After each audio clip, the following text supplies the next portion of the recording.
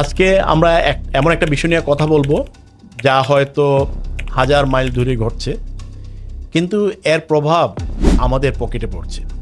বিষয়টি হলো ইরানকে কেন্দ্র করে চলমান যুদ্ধ এবং এর ফলে তৈরি বৈশ্বিক তেলের সংকট। এই সংকটটা বাংলাদেশকে কিভাবে প্রভাবিত করছে, বিশেষ করে পরিবহন খাতে এবং শিল্প খাতে। আপনারা সবাই দেখেছেন গত কয়েকদিন থেকে বাংলাদেশে তেলের একটি বিশাল সংকট সৃষ্টি হয়েছে। মানুষ ঘন্টার পর ঘন্টা লাইনে থেকেও তেল পাচ্ছেন না। আমরা কিভাবে সেই সংকট থেকে উদ্ধার হব?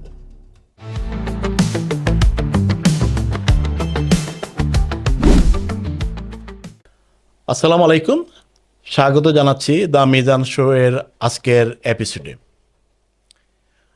আজকে আমরা এমন একটা বিষয় নিয়ে কথা বলবো যা হয়তো হাজার মাইল দূরে ঘটছে, কিন্তু এর প্রভাব আমাদের পকেটে পড়ছে, আমাদের দৈনন্দিন জীবনে পড়ছে।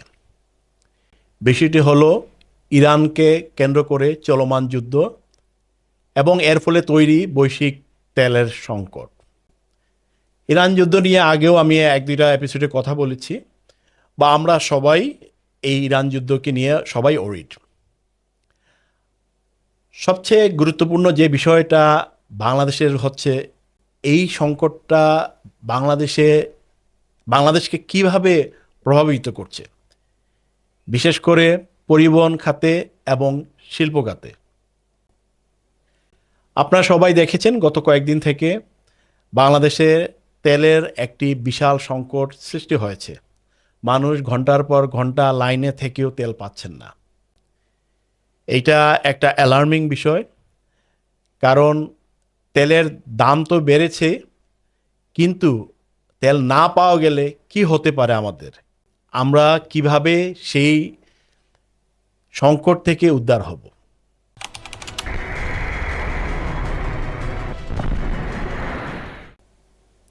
বর্তমানে মধ্যপ্রাচ্যে ইরানকে ঘিরে যে উত্তেজনা ও যুদ্ধ পরিস্থিতি তৈরি হয়েছে, তার সবচেয়ে বড় প্রভাব পড়েছে তেলের বাজারে। আপনি জানেন, মধ্যপ্রাচ্যে বিশ্ব সবচেয়ে বড় তেলের উৎস, বিশেষ করে হরমুজ প্রণালী, যেখান দিয়ে বিশ্বের প্রায় 20% তেল পরিবহন হয়।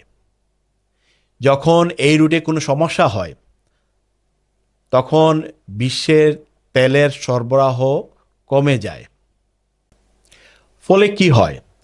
তেলের দাম হঠাৎ বেড়ে যায়, বাজারে অস্থিরতা তৈরি হয়, আর শুরু হয় বৈশ্বিক অর্থনৈতিক চাপ।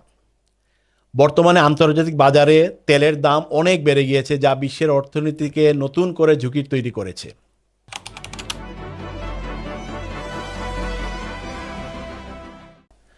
বাংলাদেশ একটি তেল আমদানিকারক দেশ, মানে আমরা নিজেরা তেল উৎপাদন করি না, আমরা বিদেশ থেকে কিনে আনি। তাই আন্তর্জাতিক বাজারে তেলের দাম বাড়াতে বাংলাদেশে সরাসরি তার প্রভাব পড়ছে।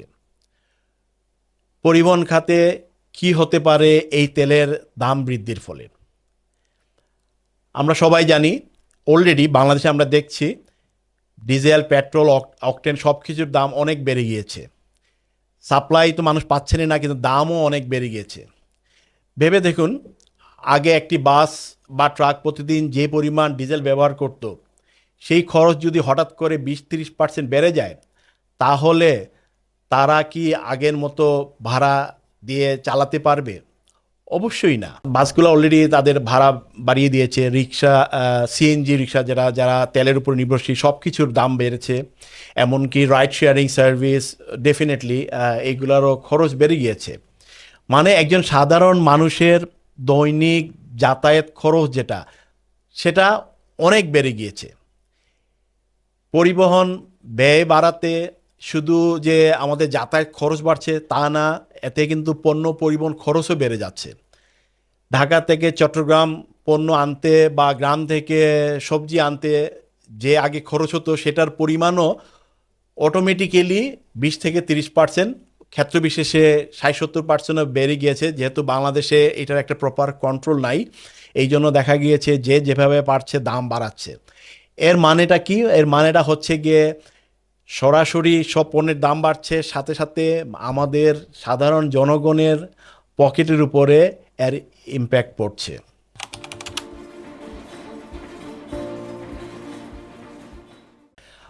আমরা যদি একটু দেখি শিল্প খাতে আসি, বাংলাদেশের অর্থনীতির একটি বড় অংশ আসে গার্মেন্টস, টেক্সটাইল বা অন্যান্য শিল্প থেকে।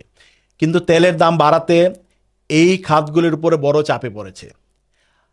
আমরা যেটা আগে বলেছি 20-30% যদি দাম বেড়ে যায়, সব কিছুর দাম বেড়ে যায়, তাহলে যেটা আগে তারা বিদ্যুৎ কিনতো সেই বিদ্যুৎটা তাদেরও বেশি দামে কিনতে হচ্ছে। গ্যাসের দামও বাড়ছে, কারখানার অপারেশন খরচ বেড়ে যাচ্ছে। মানে আগে একটি পোশাক তৈরি করতে যেখানে হয়তো বা 100 টাকা খরচ হতো, সেটা এখন 120 থেকে 130 টাকা খরচ হয়ে যাচ্ছে। গার্মেন্টস সেক্টর একটা আমাদের মেইন সেক্টর, সবচেয়ে বড় রপ্তানি খাত। সেইখানে দেখা যাচ্ছে যে গার্মেন্টসের উপরে তাদের কস্ট বেড়ে গিয়েছে, তাদের ইলেকট্রিসিটি বলেন বা গ্যাস যে সাপ্লাইটাই বলেন, সব কিছুর খরচ বেড়ে গিয়েছে। সাথে সাথে যেহেতু পরিবহন খাতে খরচ বাড়ছে, তাদের কাঁচামাল কিনতে হয়তো তাদের খরচ বেড়ে যাচ্ছে, শিপিং কস্ট বাড়ছে। আমরা এর মধ্যেই জানি এয়ার ফ্রেইট বা শিপিং ফ্রেইট সব কিছুর দাম অনেক বেড়ে গিয়েছে। সো বিদেশি ক্রেতারাও কিন্তু এখন দেখা যাবে যে হয়তোবা যেহেতু সারা বিশ্বেই একটা মানে একটা ডিফারেন্ট একটা অবস্থার মধ্যে যাচ্ছে, বিদেশি বায়াররাও কিন্তু এখন মালামাল কম কিনছেন।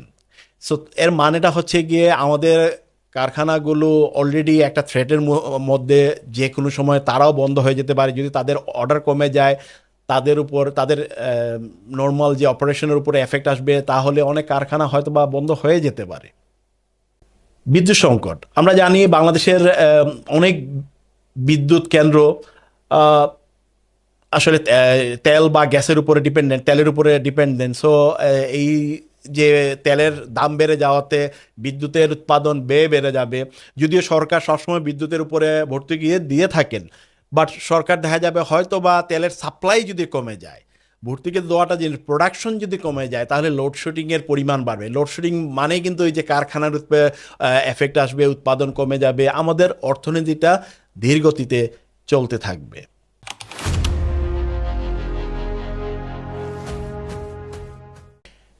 একটা গুরুত্বপূর্ণ প্রশ্ন আসতে পারে, আমাদের সাধারণ মানুষের কি হবে?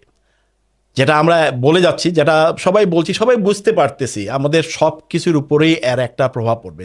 বাজারে চাল, ডাল, তেল, যেটা একটা বেসিক সবার ঘরের জিনিস আমরা কিনবো, সেইগুলোর দাম অলরেডি বাংলাদেশে অনেক পরিমাণে বেড়ে গিয়েছে। যাতায়াত খরচ বাড়ছে। আমাদের বিদ্যুৎ সমস্যা তো সবসময় বাংলাদেশে আছে, হয়তোবা এটা আগামী, এই তো সামার আসতেছে, হয়তোবা আরও বেশি হবে। সো আমাদের যে একটা দৈনন্দিন জীবনযাত্রা, সেইটার উপরে একটা বিগেস্ট একটা ইম্প্যাক্ট আসবে। এখন কথা হচ্ছে সমাধানটা কি, আমরা কিভাবে এই পরিস্থিতি থেকে উদ্ধার হতে পারি। আমরা জানেন সরকার, বাংলাদেশ সরকার চেষ্টা করছে, একটা নতুন সরকার, মাত্র 1-1.5 মাস হয়েছে সরকারটা আসছে, এসেই তারা একটা বিগেস্ট চ্যালেঞ্জের মধ্যে পড়েছে।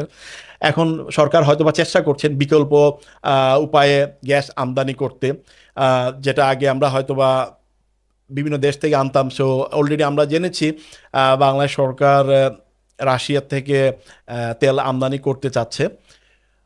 সাথে সাথে আমাদের আসলে যেটা অনেক বছর থেকে আমরা বলে সবাই বলতেছেন, সবাই বলছেন, বাট এটা কেন ইমপ্লিমেন্ট হয় না জানি না। আমরা নবায়নযোগ্য জ্বালানির ক্ষেত্রে আমরা ওইটার উপরে আসলে ফোকাস আমরা খুব একটা বেশি করি না, আমরা তেল গ্যাসের উপরেই সবসময় ডিপেন্ডেন্ট ছিলাম। আমার মনে হয় একটা সরকারের একটা বৃহৎ পরিকল্পনা থাকা উচিত। আগামীতে এ ধরনের পরিস্থিতি আরও হইতে পারে, আরও বাড়তে পারে।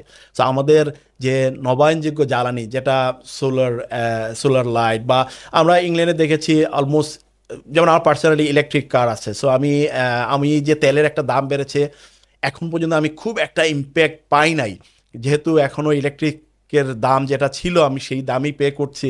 সো আমি খুব একটা ফিল করি নাই। বাট আমার বন্ধুবান্ধব পরিচিতজন যারা তেলের গাড়ি চালাচ্ছেন, তারা সবাই অলরেডি এফেক্টেড, তাদের অলরেডি খরচ বেড়ে গিয়েছে। সেদিক দিয়ে আমি কিছুটা লাকি।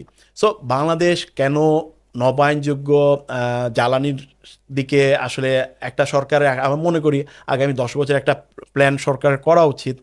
নতুন সরকার তারা অ্যাটলিস্ট 5টা বছর আছেন, হয়তোবা তারা যদি এই জিনিসটা ফোকাস করেন, আমরা নবায়নযোগ্য জ্বালানি কিভাবে বাড়াইতে পারি, উৎপাদনটা কিভাবে বাড়াইতে পারি, সেই জিনিসটার উপরে সরকার যদি একটা ফোকাস করেন, সোলার এনার্জি, ইলেকট্রিক, এই ধরনের আমরা যদি কাজ মানে সরকার আগায় নিতে পারেন।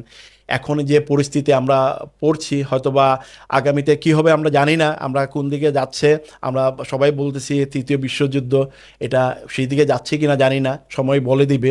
বাট আমরা যাতে এই ধরনের পরিস্থিতি যদি আগামীতে আমরা ফেস করি, যাতে আমরা আমরা এটা থেকে উদ্ধার হতে পারি, সেই ব্যাপারটা নিয়ে আসলে আমাদের লং টার্ম একটা পরিকল্পনা থাকা দরকার। সব মিলে বলা যায় ইরান যুদ্ধ শুধু একটি আঞ্চলিক সংঘাত নয়, এটি একটি বৈশ্বিক অর্থনৈতিক সংকটের সূচনা। আর বাংলাদেশ এর থেকে দূরে থাকতে পারবে না। বাংলাদেশের পরিবহন খাতে চাপ পড়েছে, শিল্প খাতে চাপ পড়ছে, সাধারণ মানুষের জীবনও কঠিন হয়ে উঠবে। আপনার আপনারা যারা আমার পডকাস্ট দেখছেন, আপনাদের কি মনে হচ্ছে এই ব্যাপারে আপনাদের মতামত জানাবেন। আপনারা কি ভাবছেন আমরা কিভাবে এই পরিস্থিতি সামাল দিতে পারবো, সেটাও আপনারা জানাতে ভুলবেন না ইনশাল্লাহ। ধন্যবাদ আমার পডকাস্ট দেখার জন্য। আমার পডকাস্ট ফলো করতে থাকবেন। আমাদের আগামী কোনো একটা পর্বে নতুন একটা বিষয় নিয়ে কথা বলবো। আমরা ভালো থাকি, সবাই সুস্থ থাকি, সবাই দোয়া করি একজন আরেকজনের জন্য। আশা করি আমরা সুন্দর একটা বাংলাদেশ ভবিষ্যতে দেখতে পারবো। ধন্যবাদ সবাইকে। আসসালামু আলাইকুম।